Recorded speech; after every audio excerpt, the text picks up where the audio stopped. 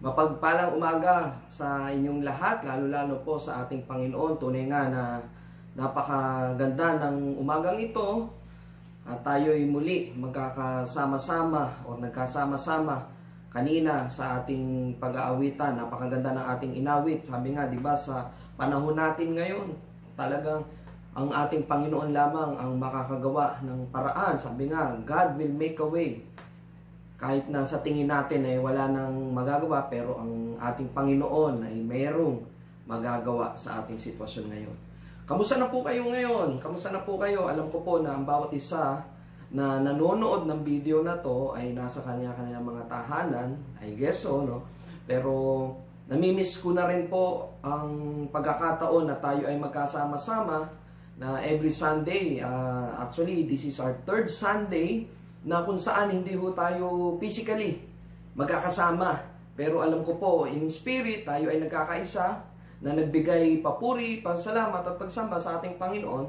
At ngayong umagang ito, tayo naman ay makakapakinig ng salita ng Diyos na makakapagbigay kalakasan sa bawat isa sa atin. Sabi nga, itong community quarantine na to or itong COVID-19 napakadaming binigay sa atin. Sabi nga, pag tinignan ho natin ang ating sa social media o sa mga balita, talagang puro negatibo. Negatibo ang ating mga nakikita na last night, umabot na ng 1,000 ang infected or yung sabi nga, confirmed. Ibig sabihin po nun, maaaring hindi lang 1,000 kasi marami pa atang backlog sa mga tinest for COVID-19 virus, no? Tapos, ilan na rin yung namatay? Nasa 55, tapos yung recovery, 35. Sabi ko nga, ang laman ng balita sa internet, sa mga social media, nakikita natin, more on talagang nakatutok dun sa mga aspeto na kung saan nakakapagbigay pag-alala o nakakapagpabalisa sa atin na kung titingnan ho natin report, bakit hindi i-focus yung mga bagay na nakakapagbigay positibo katulad nung meron na tayong 35 na naka-recover. So ibig sabihin may pag-asa na hindi pagka ikaw ay nagkaroon ng COVID-19 automatic kamatayan. Hindi po, may pag-asa, may sinasabing nakaka-recover. So, pag titingnan nga po natin sa mga nakikita natin sa balita, lahat na lang puro nagkakapagbigay o nakakadagdag sa atin ng pag-alala or pagkabalisa. Ngayong kagabi nga lang po, meron nga po ako na-receive na message na nakakapagbigay encouragement. At sabi nga dito, recommendation from a psychologist para daw tayo ay makaiwas sa pag-aalala at pagkabalisa. Una daw, kasi 7 bagay yung isinare niya. Una, ang sabi ay isolate yourself from news about the virus. So, parang hanggat maaari, iiwasan natin sa sarili natin patungkol dyan sa virus na yan, sa mga balibalita na yan. Kasi nga, everything we need to know about the virus, alam na natin. Alam na natin na ang COVID virus, matatransmit yan pag ang isang tao ay umubo o bumahing o kaya inihawak niya ang kanyang kamay sa bibig o sa ilong o sa mata. Yun yung pagkakataon na pwede ka talagang mahawa. Kaya nga ho, diba, pinatutupad ngayon sa atin o ang sabi ng WHO o ng DOH na magkaroon tayo ng social distancing. At ang sabi pa nga ngayon, parang babaguhin na nga, para daw talagang tumbok na tumbok. Physical distancing, kasi nga parang hindi na unawa. Kasi pag nakita natin sa palengke, halos magkakatabi-tabi pa rin yung mga kababayan natin. Parang hindi alintana sa kanila na dapat talaga may almost 1.5 meter ang layo. Ano to yung pangalawa? Don't look for additional information on the internet. It would weaken your mental state. So, since alam na naman natin ang patungkol dito sa virus na to, na kung paano tayo makakaiwas, at paano, yung mga bagay na para makaiwas tayo, kailangan yung palakasin natin ang ating pangangatawan, resistensya, parang ating immune system ay lumakas. Tapos ganun din na mag-stay tayo at home, wag na tayo magpagala-gala kasi the more na tayo lumalabas, mas nagiging malaki ang risk natin na tayo ay mahawa nitong nakakamatay na virus na ito. Pangatlo, avoid sending fatalistic messages. Fatalistic, or sabi nga parang nakamamatay. Some people don't have the same mental strength as you. So instead of helping, you could activate pathology such as depression. Totoo naman, di ba? Pagka nakita natin, kunyari, nabasa natin sa periodiko, meron pa ba nagbabasa ng dyaryo ngayon? So, sa social media, o napanood natin sa TV, na, oops, naku, meron na ditong COVID patient sa ating barangay. Tapos tayo naman, share kaagad, nang hindi natin nabe-verify.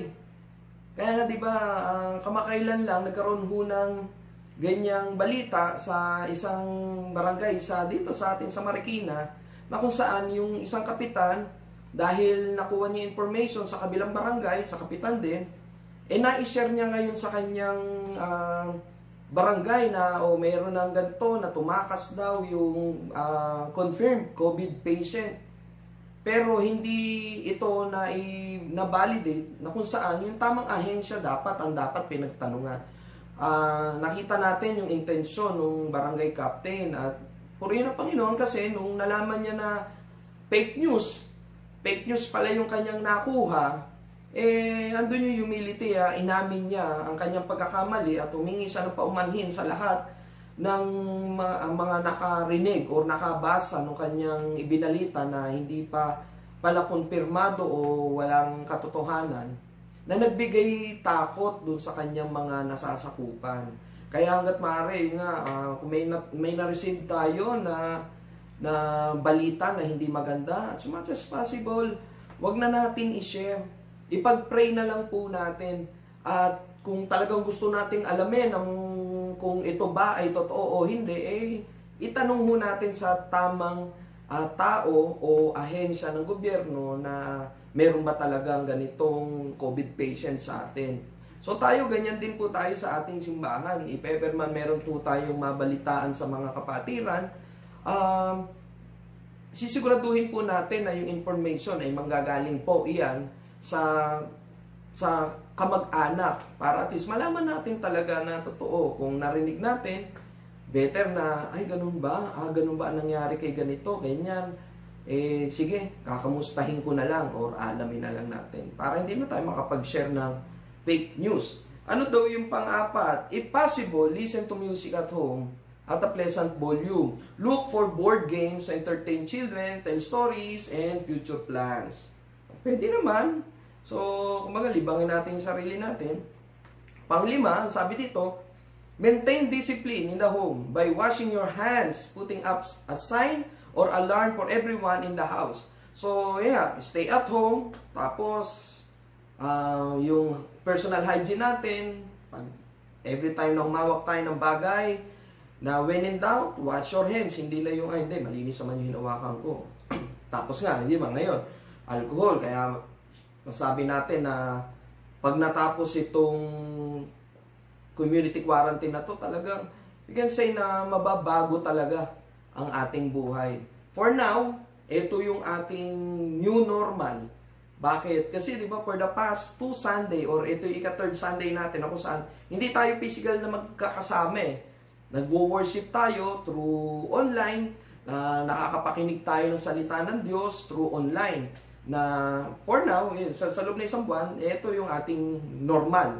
Pero after this, makakabalik din tayo rito. Makakabalik din tayo sa pagkakataon na magkakasama-sama tayo sa simbahan. Magkakakamayan tayo, makakapagyakap pa, makakapagbeso-beso, di ba? Makakapag-bless tayo sa ating mga nanay at tatay o mga senior citizen sa ating simbahan. At maririnig din natin yung palakpak ni Kuya Rick, di ba po? So, yan. Pang-anim, your positive mood will help protect your immune system. While negative thoughts have been shown to depress your immune system and make it weak against viruses. So, parang tinuturo lang dito, dapat magkaroon tayo ng positibong perspektibo. sa ating buhay, sa mga bagay na nangyayari. Kasi po, di ba, nung nagkaroon ho ng announcement na magkakaroon tayo ng community quarantine, ang unang pumasok agad sa ating mga sa ating mga kababayan, sa ating mga Pilipino is yung takot. Na ang intindi nga, although binago lang naman yung term, it is a sort of a lockdown na rin. Di ba nag-panic buying? Na yung takot na walang makakalabas, ganito ganyan, hindi pa nangyayari yung pinapatupad yung mga checkpoint, ang dami ng alinlangan, may nagrarally na kagad. Kumbaga, ang tinitignan kaagad yung negatibong mangyayari. Pero after nung unang linggo, pangalawang linggo, bakit hindi natin hutignan yung positibo na dinulot nitong ating community quarantine, di ba? Isa na nga dyan, walang traffic. Pangalawa, yung yung kalidad ng hangin sa Metro Manila, talaga namang ang laki ng in-improve. At makikita rin natin sa balita na hindi lang sa Pilipinas, even sa buong mundo, nakakahinga ang ating mundo, yung ating kalikasan, na yung ating ozone layer, kahit papaano, medyo nakaka-recover na. Meron nga tayong napanood sa news na kung saan yung isang cruise sa Bataan, tanaw na sa Manila Bay, samantala nung wala pang community quarantine, hindi siya matanaw. Bakit? Kasi nga, yung maulap or yung smog, mausok. Parang gusto nga tanungin si Pastor Archie, Pastor, pwede ba tayong pumunta dun sa lugar ninyo sa Timberland? Siguro pag nandun ngayon tayo pumunta ng umaga, kitang-kita na natin na malinaw yung Metro Manila kasi nga walang polusyon dahil wala nang bumabiyahe ng mga sasakyan. Ano yung pangpito? Sabi dito sa pangpito, most importantly, firmly believe that this will pass and that the universe is in the hands of God. He is a God of love and not of punishment. Amen, di ba? So, yung pangpito, ang talagang naniniwala ako na yan ang isang katotohanan na makakapag-alis sa atin ng pag-aalala at pagkabalisa. Pero hindi po iyan ang mensahe ng ating Panginoon ngayong umaga. Kumbaga ito ay, sabi nga, nanggaling ito sa rekomendasyon ng isang psychologist. So somehow, baka mamaya gawa-gawa lang. Pero pwede rin naman. Or baka fake news. Pero itong i-share ko sa inyo ngayong umaga na magmumula sa salita ng Diyos ay ito po. Sinisigurado ko po sa inyo, hindi po ito fake news. Nasusulat po ito sa Aklat ng Buhay at ito ang ating magiging pamantayan upang mapagtagumpayan natin ang pag-aalala at ang ating pagkabalisa, lalo-lalo na sa panahon po na ating kinakaharap. Samahan niyo po ako na basahin ang salita ng Diyos sa Aklat po ng Mateo chapter 6 verse 25. Ang sabi po dito, kaya sinasabi ko sa inyo, huwag kayong mag-alala tungkol sa inyong buhay kung ano ang inyong kakainin, iinumin o susuotin. Dahil kung binigyan kayo ng Diyos ng buhay, siguradong bibigyan din niya kayo ng pagkain at isusuot. Purihin ang Panginoon sa kanyang mga salita at sa ating pagbasa ng kanyang salita at tayo po ay sumandaling manalangin. Diyos Ama na nasa langit, kami po ay nagpupurit ng papasalamat, Panginoon, dahil muli kami ay inyong tinipon sa pagkakataon na hindi man po kami pisikal na magkakasama, pero in spirit, alam ko po, Panginoon, na kami ay nagkakaisa na magbibigay at nagbigay ng papurit pasalamat at pagsamba sa inyo, at sa mga oras na to kami ay makakapakinig ng salita mo upang malampasan namin ang mga kinakaharap namin sa buhay na nagbibigay sa amin ng pag-aalala at pagkabalisa, Panginoon. Dalangin namin, Panginoon, na bigyan niyo po kami ng karunungan katalinuhan upang maunawaan po namin lahat ng aming mga mababasa at maririnig na salita mo na ito ay aming maunawaan at manatili ito sa aming mga puso't isipan. At higit sa lahat, Panginoon, ito ay aming magamit, maisa pamuhay po namin upang ang anumang mga pagsubok na aming kinakaharap ay aming malalampasan dahil alam po namin kasama po namin kayo na nagbibigay kalakasan sa amin at nagbibigay gabay upang ang lahat ng ito ay malampasan po namin. Kaya Lord, maraming salamat. At ito po ang aming dalangin sa tayong pangalan ni Jesus. Ang lahat ay magsabi ng Amen. Ayan, purihin po ang Panginoon. Sabi nga po sa ating binasa, sinimula ni Jesus ang pahayag na ito na gamit ang salitang kaya. Bilang pagtatapos ng mga naunang verso tungkol sa pagpapahalaga ng mga bagay na may habang buhay na kabuluhan at pagmamahal sa Diyos. Binigyan niya ng bagong kahulugan ng pananaw ng mga disipulo tungkol sa buhay.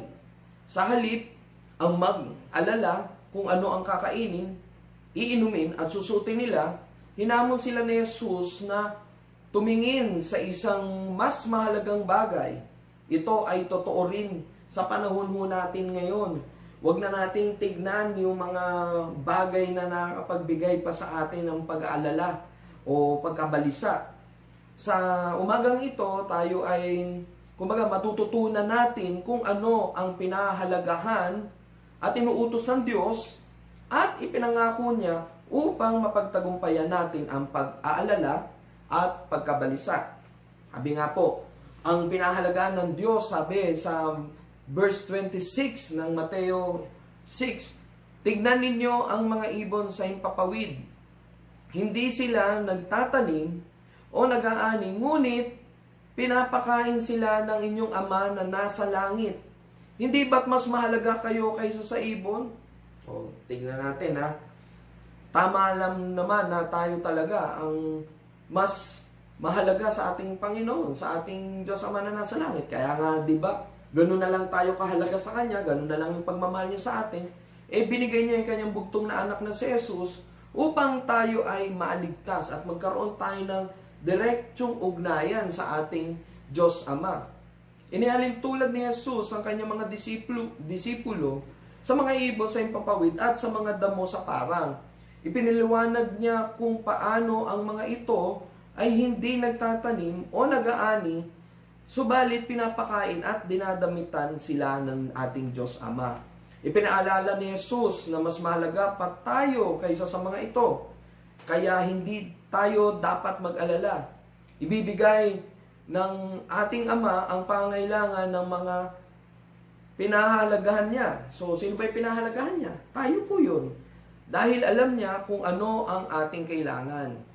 Sa panahon natin ngayon, lalo na po, di ba, may community quarantine at hindi ho batid sa atin na marami ho tayo sa mga kababayan and even ho sa ating mga kapatiran na ngayon ho, wala ho sila munang pansamantalang trabaho. At yung ilan ho sa atin dito, siyempre po, pag nandun sila sa sitwasyon na no work, no pay, kung isipin ho natin, sino ba naman ho ang hindi mag-aalala o mababalisa na, teka, paano na kung isang buwan ito, ibig sabihin kung no work, no pay ako, hindi ako makakasweldo.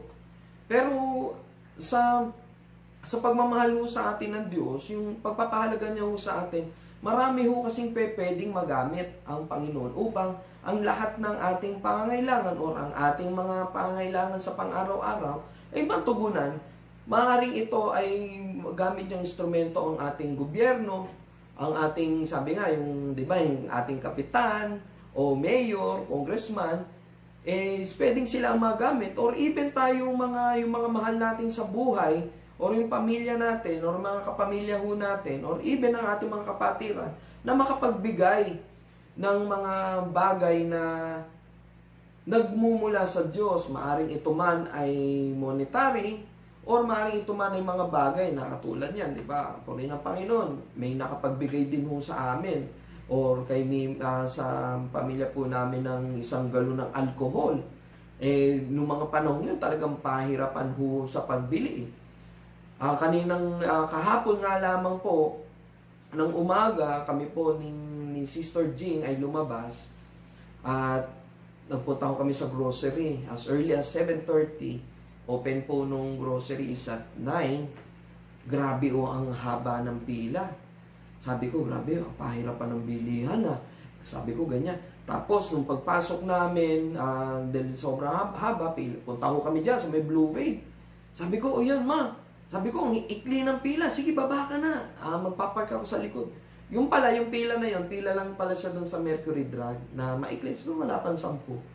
Pero yung pila po doon sa Robinson, from doon sa gate, dahil di pa nag-open, hanggang doon na siya sa likuran, sa parking. Na sabi namin ako, sige man, huwag na tayo dyan. Try natin dito sa Save More, Marikina. So, pagdating mo namin sa bayan, akala ko may pila ho na UB Express eh. Kasi parang snake ho sila. Tapos yun nga, napansin namin na, teka, nawawala na yung social distancing. So sabi ko, siguro doon na lang tayo sa palengke. So, ayun, purihin ng Panginoon, nakarating ho kami ng palengke. At nakabili ho kami ng mga bagay na kailangan namin para sa buong linggo na paparating. Tapos po, nung dumaan din ho kami dito pabalik na sa Alpha Mart, at may tinignan din kami, sabi ko nga, grabe, wala nang mabili, gato ganyan.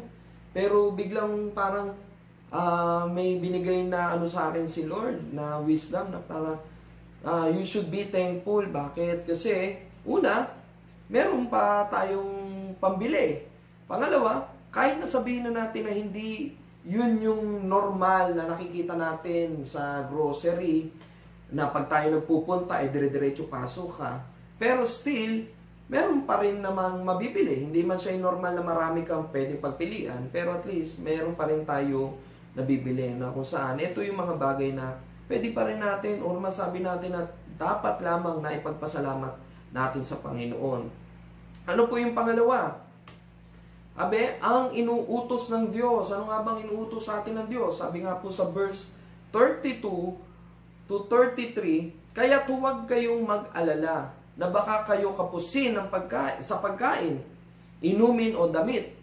33.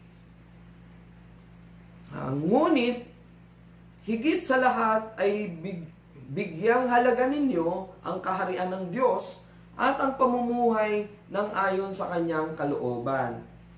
At ibibigay niya sa inyo ang lahat ng mga bagay na ito. So, dito po, inutusan ni Jesus sa kanyang mga disipulo na huwag mag-alala. Dahil alam nila na pinahahalagahan sila ng ating Diyos Ama. Dahil mga anak tayo ng Diyos, pinapahalagahan niya rin tayo sa panahon mo natin ngayon. Kaya hindi natin dapat alalahanin kung paano tayo kukuha ng pagkain, inumin at damit. Sa halip, dapat nating unahin ang mapabilang sa kaharian ng Diyos at sumunod sa kanyang kalooban. Ano ba ang kalooban ng Diyos sa panahon natin ngayon? Dapat hindi tayo kasama or hindi tayo ang nangunguna na nag-hoard ng mga bilihin na kung saan tayo pa yung nangunguna na mamakyaw ng mga delata, ng bigas. So, hindi dapat. Dapat tayo yung nangunguna na kung saan yung tama lang para hindi lamang tayo ang makikinabang bagkus marami pang pwedeng makabili. Sabi ko nga kay Sister Jean, talagang napakabuti ng Panginoon kasi kahit na wala pa kaming pasok, patuloy yung pagpasok ng pinansal na pagpapala kasi purihin ng Panginoon dahil nagpapasalamat kami, nasa kumpanya kami na kung saan yung kumpanya namin pinapasweldo kami kahit na kami ay sa tahanan na lamang nagtatrabaho. So, isa yan sa para mapakita natin na inuuna natin ang kaharian ng Diyos. Pangalawa, meron din tayong sabi nga, yung tinatawag na social responsibility as Christians, na pagdating sa social media, hindi dapat din tayo ang nangunguna na magpakalat ng mga bagay na nakakapagbigay discouragement o nakakapagbigay pag-alala sa ating mga kababayan. Lagi nga, yung pag-share ng mga fake news. Or hindi rin tayo dapat yung nangunguna na bumabatikos sa mga leaders natin, maaring sa kapitan sa barangay bayan o sa ating lungsod o sa ating bansa. Bagkus tayo ay manatili na lang namang na manalangin na bigyan ng karunungan at katalinuhan ng ating Panginoon na ang ating mga leader maunawaan nila at magampanan nila ang kanilang tungkulin o sinumpa ang tungkulin na mapagsilbihan ng tayong mamamayan. Pero kung titignan ho natin, hindi ho talaga natin pwedeng iasa lamang sa kanila. Kaya nga ito, itinuturo sa atin ng Diyos kung paano nga ba tayo makakalagpas or paano natin mapagtatagumpayan ang pag-aalala at ang pagkabalisa. Dito sa halip, dapat nating unahin ang mapabilang sa karya ng Diyos at sumunod sa kanyang kalooban. Kalooban ng Diyos na tayo ay makapag-share ng salita ng Diyos. Sabi nga nung ating isang kapatiran, sabi niya, kapatid, ito ang panahon na kung saan na tayo mga Kristiyano, it is our time to shine. So, paano yun? Ibig sabihin tayo, ito na yung pagkakataon na ma-share natin yung mabuting balita na sa kabila ng mga ating pinagdadaanan, meron tayong Diyos na masasabi natin na masasandalan. Hindi yan, kumbaga, hindi si mayor, hindi si kapitan, hindi si congressman, hindi ang presidente, hindi ang vice-presidente. Bagkus, tayo ay lumapit sa Diyos. Pero ano ang nangyayari sa sa mundo ngayon, di ba? Parang nauuna lagi yung negatibo na paano yan? Bakit sa kabilang purok o sa kabilang subdivision, nabigyan na ng relief, kami hindi pa. Pero pag tinignan naman natin yung kapasidad nung nagre-reklamo, masasabi naman natin na kayang-kaya naman pa niya or maaring kaya niya pa compared dun sa mga talagang nangangailangan.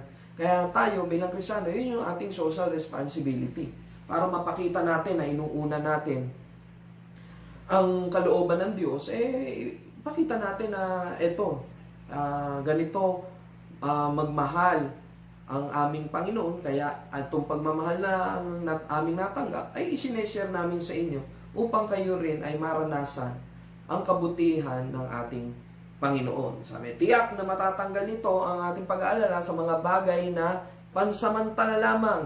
Ako po, naniniwala na ang sitwasyon ho natin ngayon ay pansamantala lamang. Itong mga bagay na to ay temporal lamang. Darating ang pagkakataon, after 2 weeks, sama-sama tayo manalangin na makakabalik tayo sa normal. Na makakapasok na ang ating mga kababayan, ang ating mga kapatiran. Tayo ay babalik na sa normal na kung saan tuwing linggo magkakasama-sama para sabay-sabay tayo magbibigay ng mataas sa papuri at pagsamba sa ating Panginoon at higit sa lahat patuloy na makakapakinig ng mga salita niya. Ano yung pangatlo? Ang ipinangako ng Diyos, sabi po sa verse 33 to 34 ng Mateo 6, at ibibigay niya sa inyo ang lahat ng mga bagay na ito. Kaya nga, huwag ninyong alalahanin ang bukas, sapagkat ang bukas ang mag-aalala sa sarili niya. Sapat na ang inyong mga suliranin sa bawat araw. Purihin ng Panginoon. Sabi nga po sa isang study, yung ating pag-aalala, o di ba nga po sa English niyan ay worries, or yung ating pag-worry, 85% po pala nung ating mga pag-aalala or yung worries, hindi po pala nangyayari. Ibig sabihin, sa ating pag-aalala, 15% lang pala ang mangyayari. Kaya totoo ang sinasabi ng salita ng Diyos, na kaya nga huwag ninyong alalahanin ang bukas, sapagkat ang bukas ang mag-aalala sa sarili niya. Sapat na ang inyong mga suliranin sa bawat araw. Huwag na ho natin dagdagan pa. Huwag na ho natin isipin pa na, naku, bakit sila napadalan ng relief? Tayo hindi pa, wala na tayong kakainin. Di ba po? Pero kung titingnan mo natin, meron pa rin naman. At aabot pa. Di ba po? Sa pag-una natin sa kanyang kaharian, ipinapangako ni Jesus na ibibigay niya ang lahat ng ating pangangailangan. Sinabi pa niya na hindi natin dapat alalahanin ang kinabukasan dahil ibibigay niya ang kakayahan upang malampasan natin ang lahat ng mga alalahanin sa araw-araw. Ang sagot sa ating pag-alala at pagkabalisa ay ang kaalaman at tiwala na pinahahalagahan at iniingatan tayo ng Diyos. Mag-aalala pa ba tayo kung alam naman po natin na merong Diyos na dakila at tapat na patuloy na yumayakap sa atin. Sabi nga, di ba, nakakailang linggo lang tayo. This is our third Sunday, going third week na tayo for the community quarantine. Pero everyday, di ba, nagigising pa rin ho tayo. Everyday, nabibigyan pa rin tayo ng biyaya ng buhay ng Panginoon. Halos lahat ho sa atin, at I can say na lahat naman ho sa atin, sa pag-oras ng kakain na tayo, meron pa rin naman ho tayong nailalapag sa ating hapagkainan. At meron pa rin tayong trabahong mababalikan.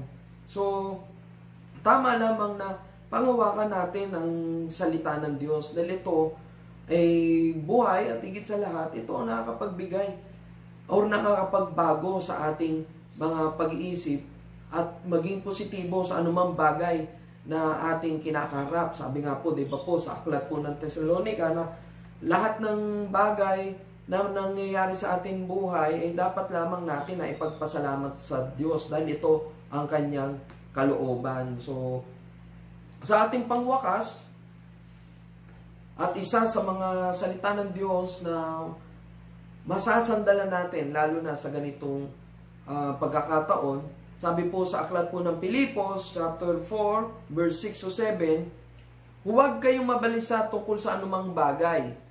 Sa halip, hingin ninyo sa Diyos ang lahat ng inyong kailangan sa pamagitan ng panalangin may pasasalamat. At ang kapayapaan ng Diyos na hindi kayang maunawaan ng tao ang siyang mag-iingat sa inyong puso at pag-iisip dahil sa inyong pakikipag-isa kay Kristo Jesus. Amen. Purihin ang Panginoon. So, yun nga, iyon ang mag-differentiate sa atin sa mga hindi pa nananalig o hindi pa nakakakilala sa ating Panginoong Jesus na tayo ay merong kapayapaan na nagmumula sa Diyos at naunawaan natin na siya ay patuloy na mag-iingat sa atin, magbibigay ng bagong pananaw sa buhay dahil alam natin na tayo sa sarili natin, tinanggap natin ang ating Panginoong Jesus bilang ating Panginoon at sariling tagapagligtas na hindi niya tayo pababayaan. Sige po, tayo po ay manalangin. Diyos Ama na nasa langit, kami po'y nagpupurit, nagpapasalamat, Panginoon, sa mga salita mo na aming napakinggan at nabasa. Na sa panahong ito, Panginoon, ito po ang katotohanan na meron po kaming Diyos na siyang nagbibigay kalakasan sa amin upang ang lahat ng mga pagsubok na ito na aming kinakaharap ngayon ay aming malampasan. Na kung saan ikaw ang nagbibigay sa amin ng katatagan sa aming mga puso at isipan, na nagbibigay sa amin ng katugunan sa aming mga pangangailangan at higit sa lahat, nag-aalis, Panginoon, ng aming pag-alala at pagkabalisa sa pagkakataon na aming hinaharap ngayon, Panginoon. Lord, dalangin po namin, Panginoon, na ang lahat ng ito na aming narinig ay patuloy na manatili sa aming mga puso't isipan at higit sa lahat, Panginoon, ito ay aming maisapamuhay upang maging isang witness kami, Panginoon, sa mga hindi pa nakakakilala sa iyo, na makita nila sa aming buhay na ikaw ang maluwalhati at maging curious sila na ano nga ba meron sa amin. At kami ay patuloy na may kapayapaan, may kagalakan, at higit sa lahat, hindi po nag-aalala at wala pong pagkabalisa sa mga bagay na nangyayari po sa panahon po namin ngayon. Panginoon, dinadalangin din po namin, Panginoon, ang aming gobyerno, Panginoon, na sila po ay gamitin po ninyo na instrumento upang ang mga pangangailangan ng aming mga kababayan, lalong-lalo na, Panginoon, ang aming mga kababayan na nasa pagkakataon na sila ay no work, no pay, Panginoon. We pray, Lord, na you're going to provide their needs, Panginoon. At sabi nga po sa inyong pangako, ibibigay mo, Panginoon, ang lahat ng aming mga pangangailangan. Dalangin namin, Panginoon, na magampanan ng aming mga tao sa gobyerno ang kanilang tungkulin upang ma-provide ang lahat ng aming mga pangangailangan, maging lalo na, Lord, dalangin din po namin, Panginoon, ang mga doktor, na nag-aaral, ang mga scientists, Panginoon, na nag-aaral upang matuklasan ang gamot upang malabanan ang COVID-19, maging ang bakuna, Panginoon, dalangin ko po na bigyan niyo po sila ng karunungan at katalinuhan upang magawa po sa madaling panahon, Panginoon, ang mga gamot na ito upang magamit na makontrol na po, Panginoon, ang COVID-19 virus. And we also pray, Lord, sa mga frontliners, Panginoon, mga doktor, nurse, lahat na nasa medical field, Panginoon, ang aming mga kasundaluhan, ang mga pulis, Panginoon, ang lahat ng mga manggagawa, Panginoon, sa mga groceries, Panginoon, sa mga restaurant na patuloy na nagsuserve sa mga butika, Panginoon, sa araw-araw na kanilang paglabas, Panginoon, ilayo mo po sila, Panginoon, at cover them with the blood of Jesus, na sila ay hindi madapuan o magkaroon ng COVID virus, Panginoon. Protektahan mo po sila, Panginoon, gayon din po ng kanilang mga mahal sa buhay. At dalangin po namin kami pong mga anak mo, Panginoon, mga kababayan namin na nananatili sa aming mga tahanan.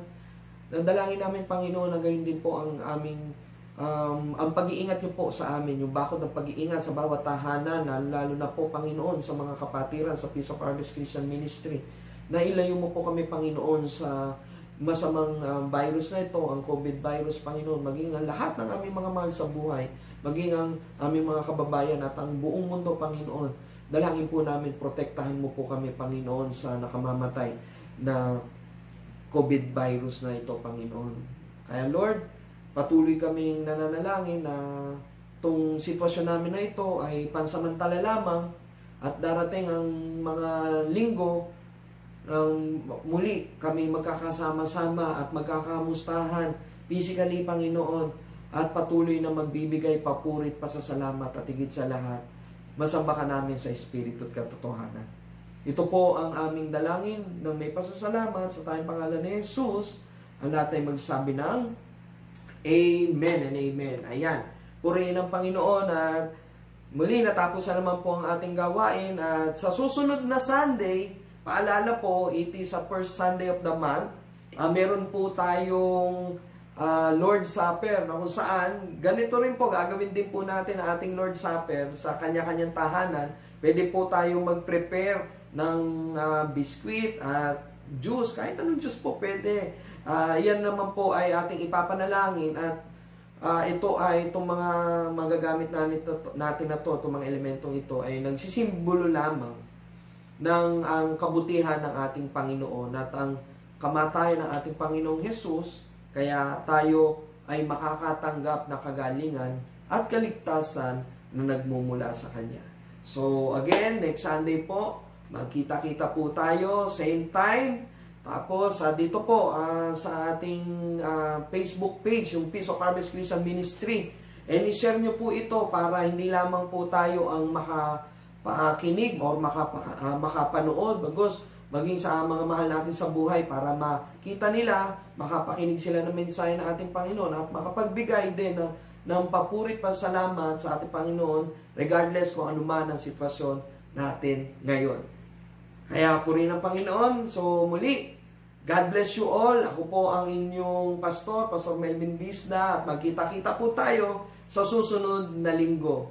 God bless you all. God is good all the time, and all the time, God is good. Tanging si Jesus lamang ang bida.